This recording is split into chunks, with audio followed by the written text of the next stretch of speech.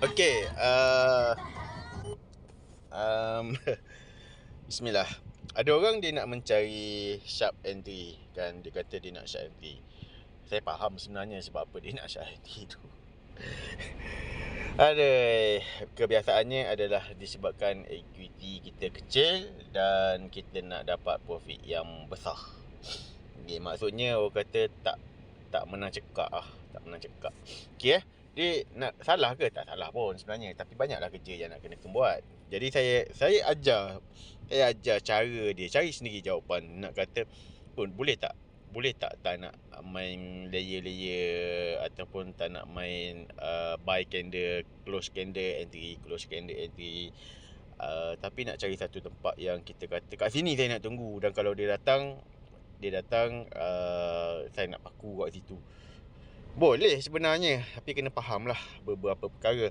Saya straight to the point. Yang pertama kan, kalau betul nak mahirkan sampai tahap macam tu kan, yang pertama yang nak kena tahu adalah setup apa yang ada sekarang. Itu dulu kan.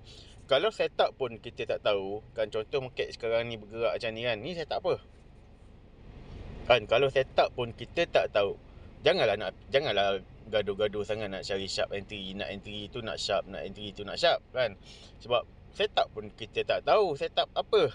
Jadi jawab dulu soalan saya, ini setup apa kan. Korang nak entry berdasarkan setup apa ini. Okay ada banyak jenis setup yang saya bagi. Kadang-kadang dia boleh datang dengan 2-3 setup yang sekali hadir kan. Setup A, setup B, sekali dia datang hadir. Okay, tak apalah. Ataupun dia datang memang hari tu ada setup tu je, setup A je kan, contoh. Jadi kita kena tahulah kalau setup A ni apa benda yang kita nak kena tahu kan. So saya tak nak cerita, saya tak nak bagi tahu apa setup yang ada sekarang ini, tapi saya bagi tahu satu perkara. Kebetulan setup ini dan setup ini sama. Setup yang sama kan. Hari ini dan semalam adalah setup yang sama. So perkara yang pertama yang kita nak kena faham adalah macam mana market tu bergerak. Macam mana market tu bergerak adalah bila kita tahu setup macam ni kan, apa akan jadi pada setup ni. Itu yang pertama dulu. Kalau kita tak boleh nak faham, tak boleh nak tahu kan, apa dia akan jadi, macam mana rupa bentuk dia, macam mana ending dia, susah lah kita nak mencari sharp tu. Sebab sharp tu dia lebih ke belakang-belakang sikit step dia. Jadi sekarang ni saya bagi petunjuk. Kalau setup tu dia bergerak macam ni kan, bentuk market, perjalanan market macam ni, ini macam ni macam apa kan, macam ni macam apa. Saya tak nak bagi jawapan direct, tapi carilah sendiri jawapan. Cara dia adalah cari satu setup yang sama, tackle one by one. Saya ada bagi mungkin 10. Sekarang ni mungkin saya bagi 6 setup dulu kan. Mungkin akan datang saya tambah lagi setup-setup lain. Ada je sebenarnya, saya tak bagi lagi. Saya dah siap dah, tapi saya tak bagi lagi. Step by step lah korang nak kena main. So mahirkan satu-satu, selesaikan satu-satu masalah dulu. Yang pertama adalah kalau kita tahu ini setup ni kan, okey, jadi macam mana cara dia bergerak, macam mana cara dia ending kan, macam mana cara dia bergerak, macam mana cara dia ending. Itu dulu nak kena ada dalam kepala. Kalau tak ada ini, akan goyang lah kan, akan goyang, akan tak tahulah nak buat apa. Pertama. Yang kedua adalah kalau setup ini kan, setup ini dekat mana kita punya decision point. Kenapa penting decision point? Sebab decision point untuk kita cut off itu, kita nak cut off kan, kita orang panggil cut loss lah. Kalau cut off tu apa? Orang pun jawab, mana aku tahu, tak pernah dengar pun ayat tu kan. Tak wujud tu. Biasa orang panggil cut loss, mana ada cut off. Okey, tak apalah, saya suka guna term baru. Okey. Saya guna term baru. Okey, cut off maksudnya kita tahu setup ni setup apa. Dan yang kedua adalah kita nak buat apa dengan setup ni. Nak buy ke nak sell? Itu dulu kena pegang. Ini buy. Jadi bila buy, kau jangan goyang nak pergi sell. Tengok market pergi ke sell, kau goyang nak sell. Tengok market pergi ke sell, betul lah ada TKU sell, lepas tu ada 3 CB sell, kau pun goyang. Kau goyang dengan market. So Kalau goyang dengan market, dia akan berlaku dua kan. Yang pertama adalah jangan mimpi nak cari sharp entry. Sebab apa? Sebab market bergerak macam ni, kau dah tahu nak sharp dia kat mana, tapi dia nak pergi ke sell. Daripada kau buy kat sini, kau terus pergi sell dekat sini. Lepas tu market naik balik macam ni kan. Naik balik macam ni, kau pun tengok betul lah buy balik ni, sebab ini ada TKU buy. Kau pun buy balik.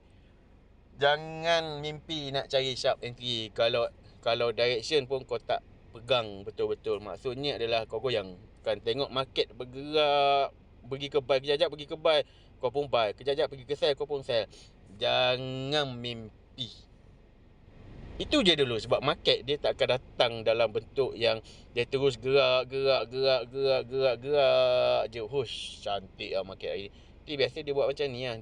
Dia bagi kau ragu-ragu, dia was-waskan kau dulu. Lepas tu dia bagi kau cut dulu yang entry yang betul tu. Lepas tu baru dia jalan.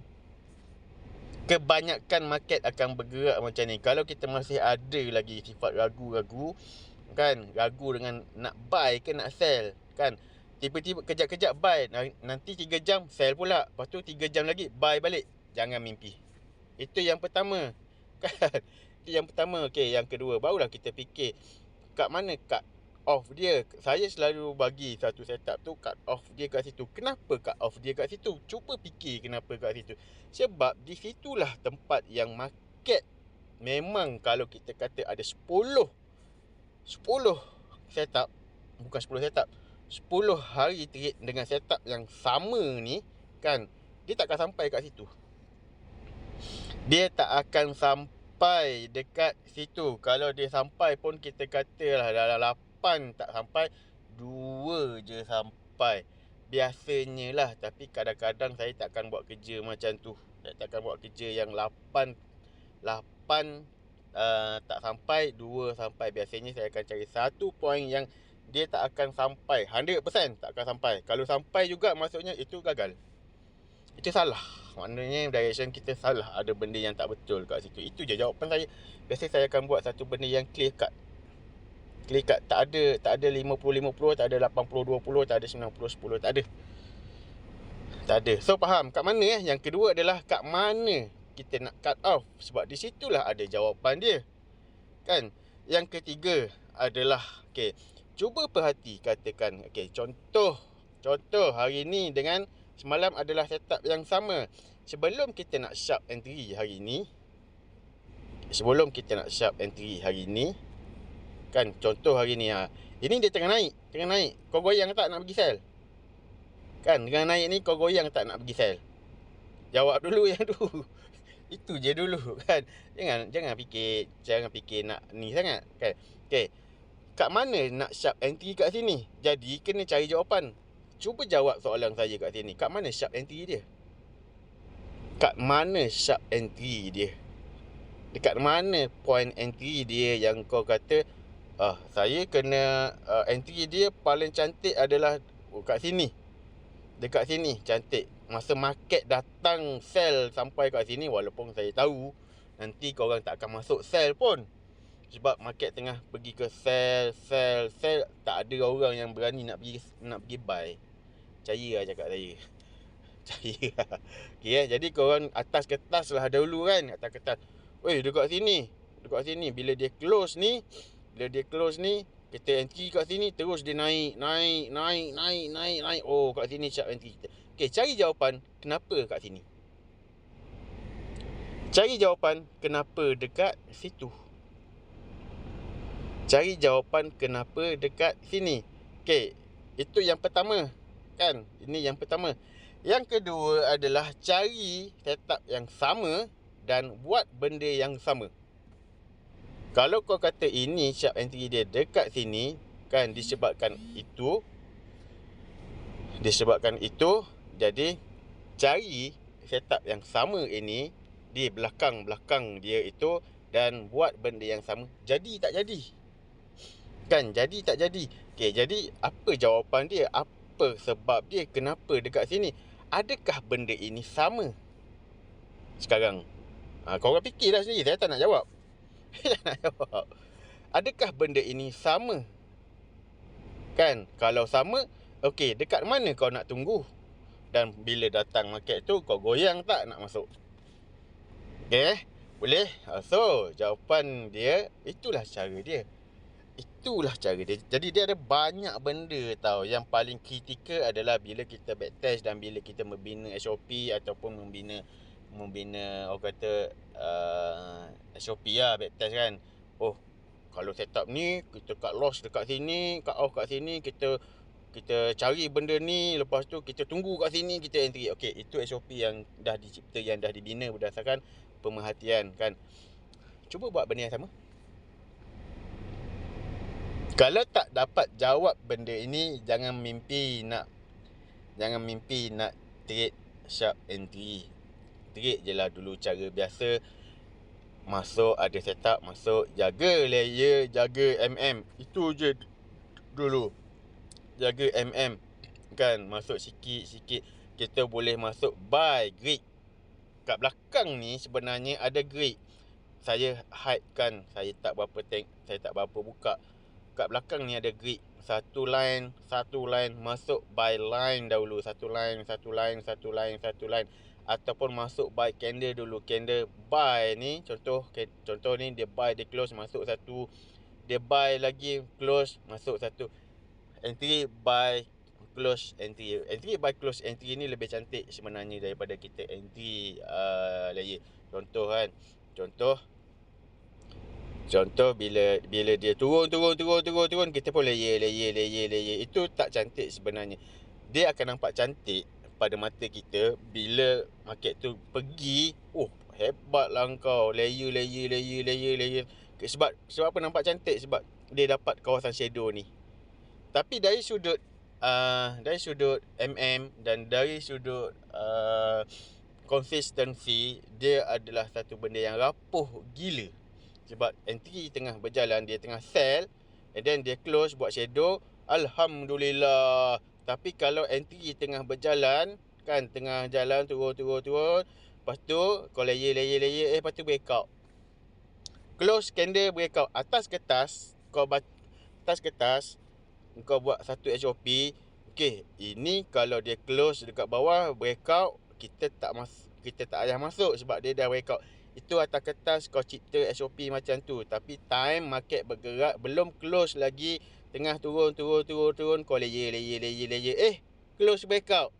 So, adakah kau ikut SOP ataupun kau buat SOP sendiri waktu trading? Jadi sebab tu saya cakap trade by close candle itu lebih baik. Sebab apa? Walaupun kita terlepas shadow ni. Sebab apa? Sebab kita tahu, okay, dia breakout. Oh, okay, dia tak breakout, dia reject. Kita tahu berdasarkan, dan kita boleh gunakan benda yang terjadi itu sama dengan apa yang kita backtest dan apa SOP yang kita buat. Berbeza dengan candle yang tengah jalan, kau pergi masuk layer. Totally different. Okay, faham benda-benda ni? Fahamkan benda-benda ni. Jadi jawapan dia, okeylah. Ada ketika dia akan bergerak macam ini, kita boleh sharp entry dia dekat sini. Ada ketika dia jadi macam ini. 50% market akan datang ke kawasan entry dan pergi. 50% market tak akan datang ke kawasan entry yang kita determine itu, tapi dia pergi. Ada lagi ada satu keadaan lagi yang dia memang tak patah balik langsung. Selepas terbentuknya setup, dia terus gerak. Wacau dulu geng. Dia tak bagi shadow sikit pun macam ni. Dia terus gerak. Jadi step yang seterusnya adalah dalam satu setup ini, dia bukanlah kata dekat sini semuanya yang kita nak kena entry. Kena pula fikir bentuk setup yang sama. Bentuk ini kita kena masuk terus dan wacau lu geng. Lu duduklah situ tunggu. Lu tunggulah sini, wah gerak lu. Okey, faham? Dan ada satu keadaan yang memang dia akan datang macam ni. So kena faham lah, kena belajar yang itu pula. Kena belajar mengenal mana bentuk market yang bergerak terus, mana bentuk market yang dia akan cari balik lopak air. Sekian, terima kasih. Sebab itulah kan, dalam setup yang saya bagi tu, saya akan bagi satu cut off point. Belajar cari jawapan kenapa dekat situ. Okey, dan cari jawapan berapa banyak yang dia datang ke situ dan dia tak datang ke situ. Carilah dekat situ, adalah satu benda dia tu, adalah satu point dia tu yang kalau kita kata aku bolehlah bina strategi, aku tak tahu tak tahu lagi sekarang ni, tak tahu lagi. Tapi tak bolehlah, sebab ini geng-geng yang tak kisahlah, tak apalah, pandai-pandai korang lah. So saya bagi tahu jawapan. Okey, contoh kita boleh ambil dekat sini, menunggu di sini. Kenapa di sini? Sebab itu adalah LT. Sebab ini adalah LT, bang. LT itu tanda border LT, dan dia datang, kita bolehlah tunggu dekat sini. Ini apa, bang? Ini apa? Ini adalah TKU sell gagal. TKU ataupun 3CB. Okey, 3CB buy, sell, buy. Inilah line border kita, tanda TK yang pertama yang wujud, kita tanda border line dia. Ini apa TK pertama yang wujud dekat sini?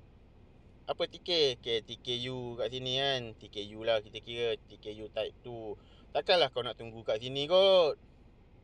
Kan, apa lagi TK yang ada? LT. Sebenarnya dia berbalik semula kepada basic dan asas. Faham? Sekian, terima kasih, bang. Habis macam mana kalau dia break? Dia berbalik kepada basic dan asas. Yang pertama adalah, kalau setup ini janganlah goyang. Janganlah goyang. Kena faham lah kat mana cut off point. Kalau sampai di situ, barulah aku tutup dan fikirlah balik nak counter ke nak tidur. Okey. Jadi sebelum sampai dekat situ, walau apa sekalipun yang dia jadi, contoh breakout dekat sini, breakout LT, masuk sampai sini, kau belum sampai decision point untuk cut off. Jadi kau janganlah tiba-tiba nak masuk buy pula. Faham? Panjang. Sekian, terima kasih. Bye-bye. Salam Jumaat. Bola semalam aku sempat tengok separuh masa pertama je. Separuh masa pertama menang 3, menang 1-0. Lepas tu tidur, malas nak tunggu. Bye-bye. Sekian, terima kasih.